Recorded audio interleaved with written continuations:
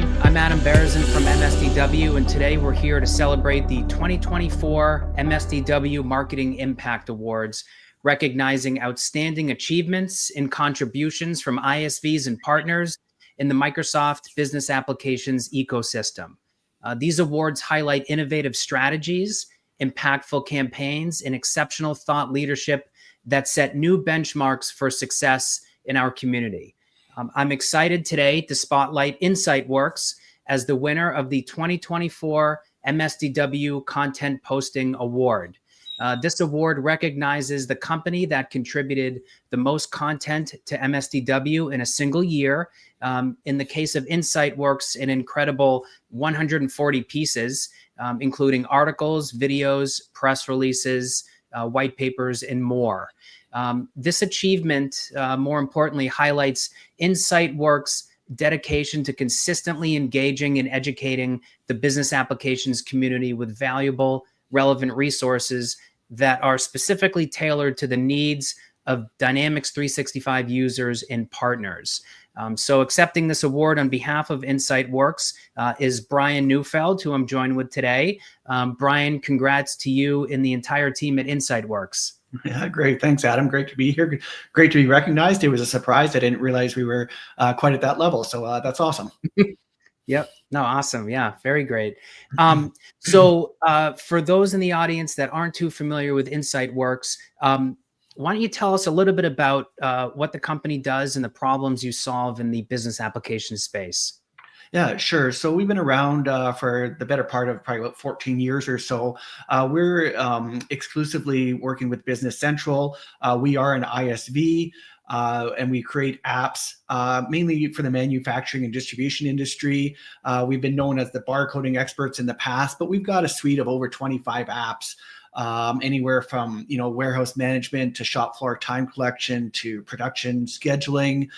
We've got a nice suite of free apps as well with a bunch of utilities. So really what we're doing is we're taking Business Central and anywhere where maybe you need a little bit more, a few more features, or it's not quite doing exactly what you want it to do, chances are we've got an app that fills that space. And that's our focus. It's all Business Central. Mm-hmm. Excellent. And as we know from this award, you create a ton of content around your solution competencies in the BC space. And what I'm curious to learn a little bit about also is what's sort of the driving factor or factors with your commitment to constantly creating and sharing great content with the community, because a lot of ISVs don't do as good of a job as InsightWorks in doing that. So I think if you can share some of that secret sauce, that would be great. Sure. Yeah. I mean, I've been in this industry since about 2000, working in software. And one of the big keys to it, I think, is having good people on staff. And I don't mean from a marketing perspective. I mean, we do certainly need good marketers, but we need people who really understand the industry and the users. And often those are the product managers.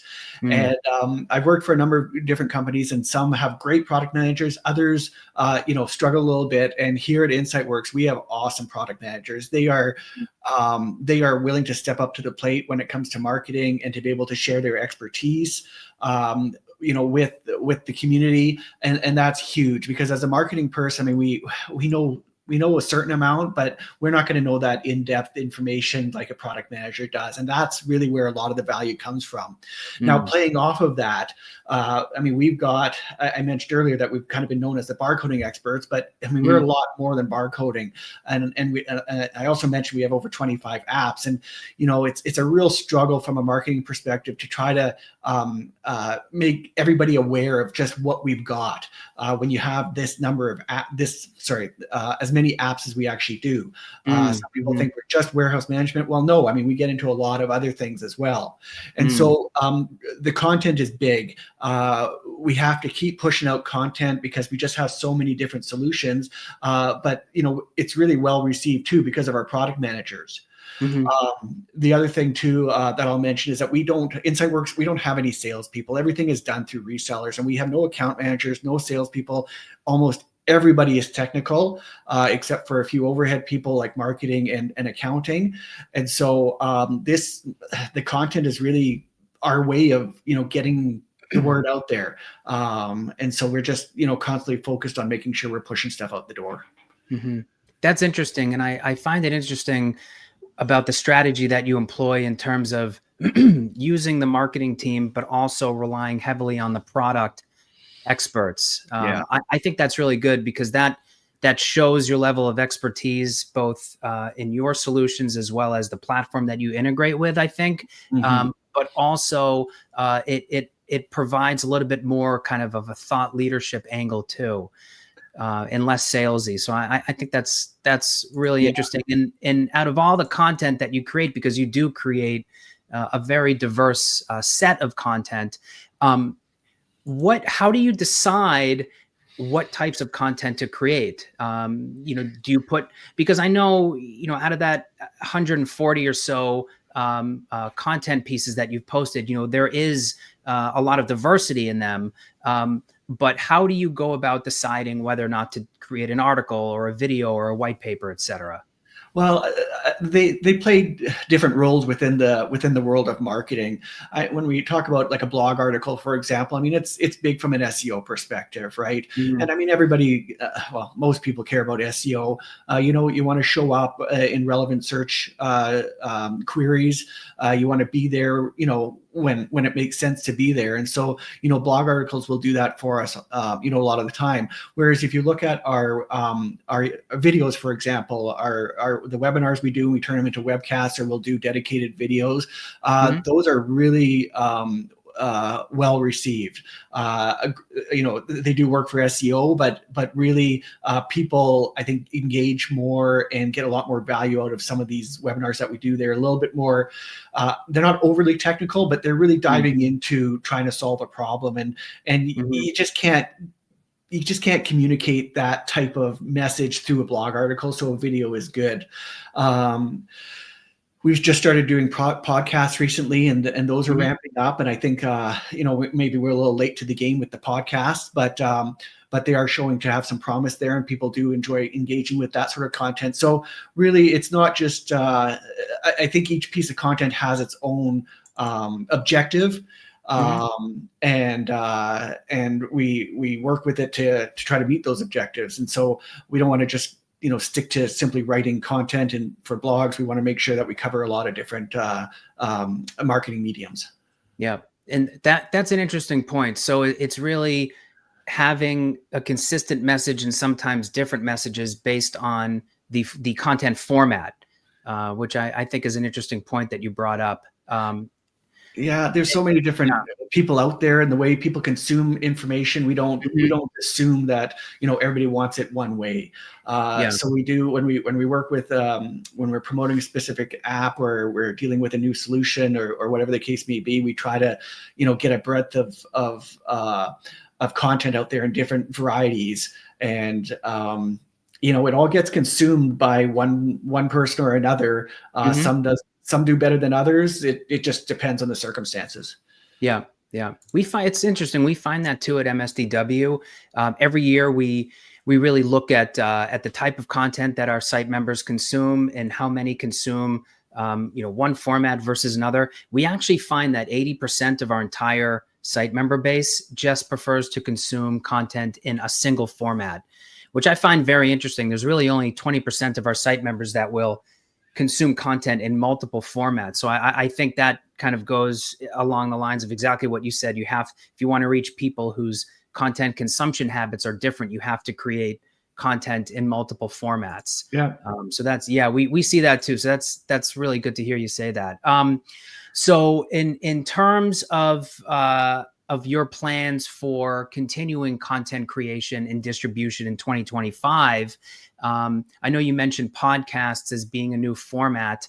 Are there any specific topics that you're going to look to explore? Are you going to try to kind of keep that content creation engine going and humming like it has been over the past few years? What are your thoughts on that? Yeah, we don't tend to make big changes, from year to year. I would say we evolve more than make changes, although that might mean the same thing. But as there's new trends, or as we're seeing new trends, or something that might not be performing as well, or something that we want to try, we'll often be testing different avenues. And sometimes they work, and sometimes we say, okay, well, now's not the right time. Maybe we'll test again in 6 months. But we're going to keep doing what we're doing. We've got a lot of data that we've accumulated over the years. I'm pretty proud of our team when it comes to webinars. We get a lot of interest in our webinars, and we collect a ton of data.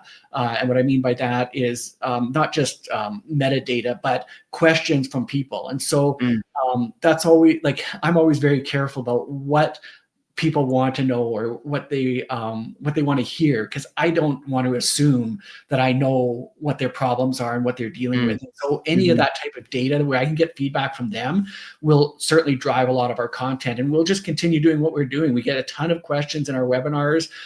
We get a lot of inquiries coming off our website, just people asking questions, how do I deal with this, or I have this problem, or I'm trying to solve this. We do a ton of demos for people, wanting to engage with us. And so our product managers get a ton of feedback there. We look at our web analytics, like Google Search Console, for example, to see, where we're showing up in Google queries.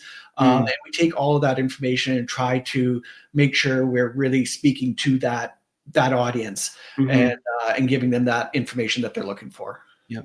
That's awesome. I love to hear that. So you take essentially a data-driven approach to content development to a degree. Yeah, very much so. Very much. That's really cool. I've learned, we've said this for years in the marketing field, is that while my opinion may be interesting, it's completely irrelevant, because I don't know, right? I mean, I need the community to give feedback, and for us to be able to listen to that feedback and then respond to it, rather than telling the community what we think they need to hear, because quite often, at least from a marketing perspective, I've learned that I'm wrong. So we like to listen. Yeah, no, that's great. And if I'm an ISV, or for let's say any ISV looking to kind of ramp up and scale their content creation and distribution habits for 2025, obviously that data approach is key. Is there anything else that might be of help to those types of companies?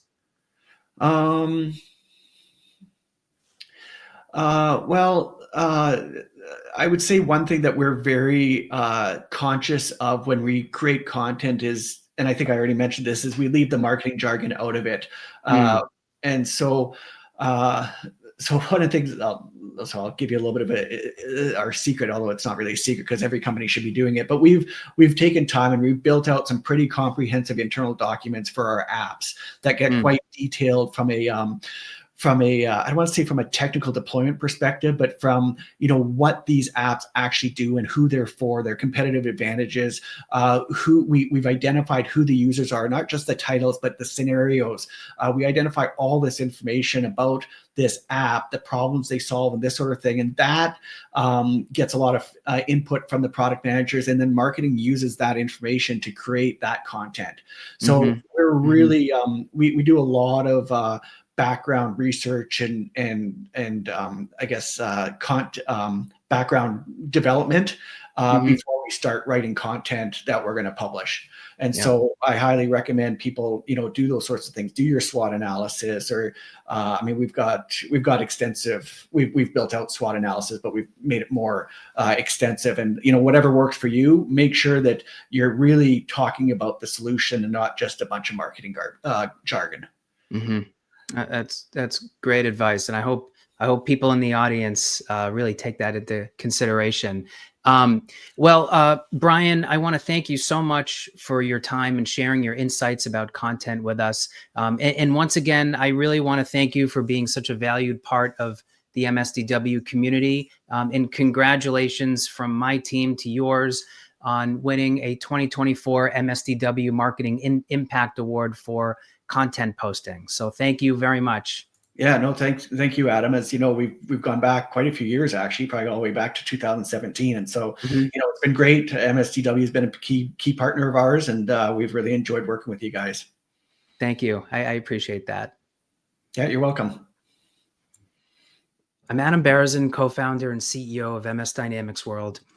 And I want to take a moment to thank all the ISVs and partners who worked with us this year.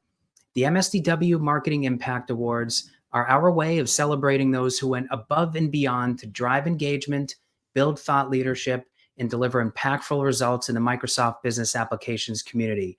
We're honored to recognize your creativity, your innovation, and your dedication to shaping the future of this ecosystem.